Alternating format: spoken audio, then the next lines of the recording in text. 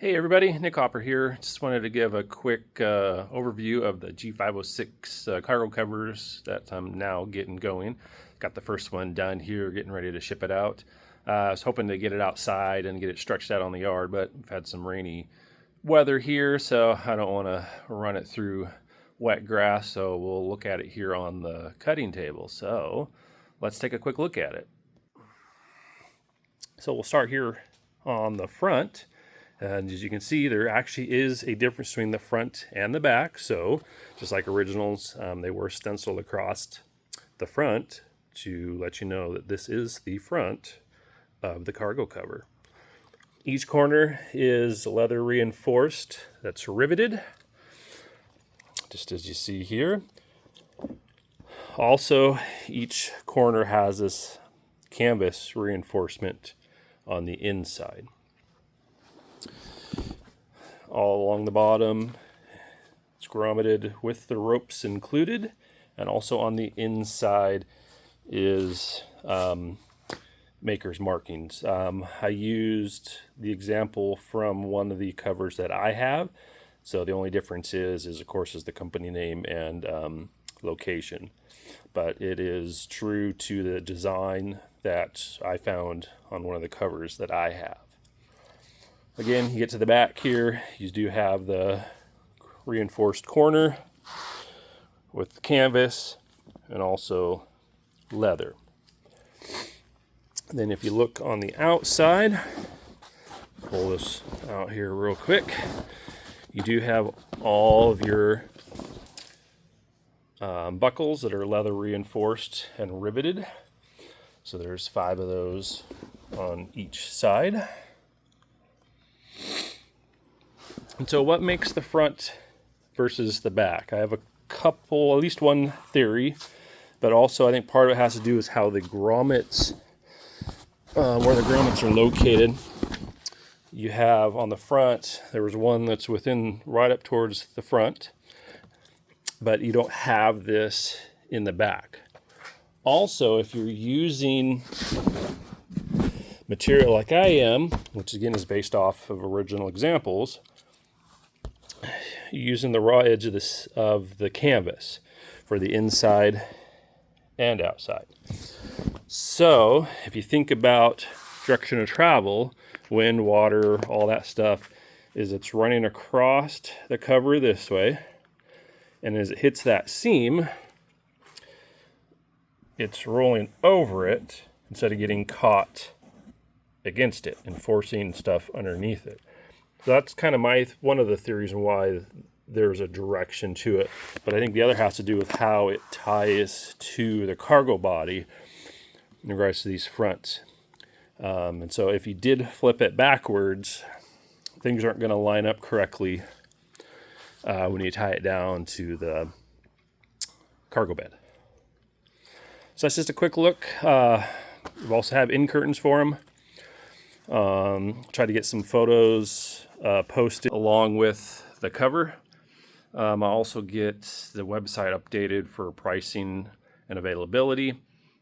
Again, like everything else, these are made to order, and try to do these in batch sets because of the time and space it takes to make these.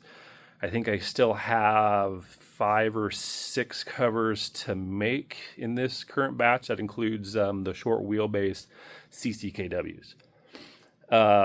Now for the standard 2.5 ton GMC with the longer bed, I'm still trying to work out the construction details of the World War II design versus the post-war like M-series trucks and stuff like that. I believe that the grommet locations from the GMC 2.5 ton World War II versus the post-war has changed, and so I don't have those details yet, so I'm still trying to find information on the construction of the World War II 2.5 ton cargo truck cover. So this is the longer bed, not the short wheelbase, but the standard, I think it's the GMC 353. I'm not familiar with all the nomenclatures, but the standard 2.5 ton long bed is what I'm looking for. So if somebody has an original cover, I don't necessarily need it in-house. I just would love to get some measurements and some photographs from you.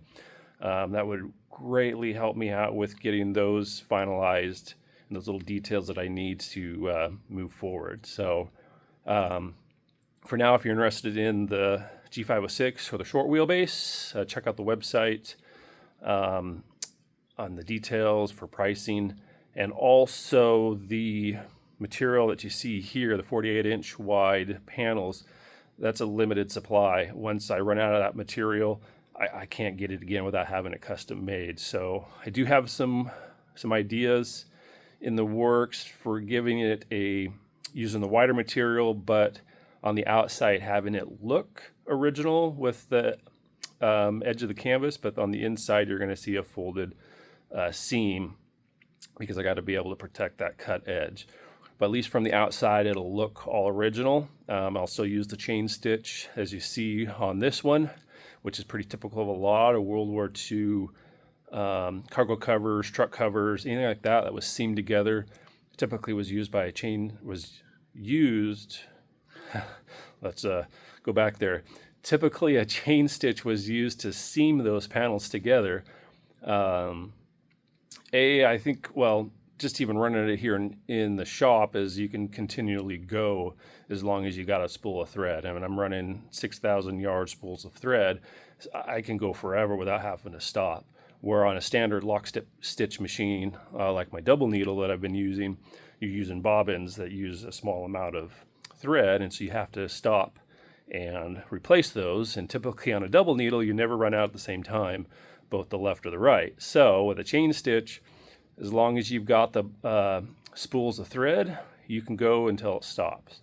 So running large cargo covers, tents, your tent flies, if you look at a lot of your originals, those are all made on a chain stitch machine. And so that's why I invested the time and money in getting the type of machines that I have, so that I can make these items as original as possible. So that's just what I do here. It's all about the details. I hope to move forward with some M series stuff here soon, but right now I'm definitely staying busy with all the Jeep canvas orders and then trying to get these cargo covers finished up. So thanks for checking it out, and we'll see you on the next one.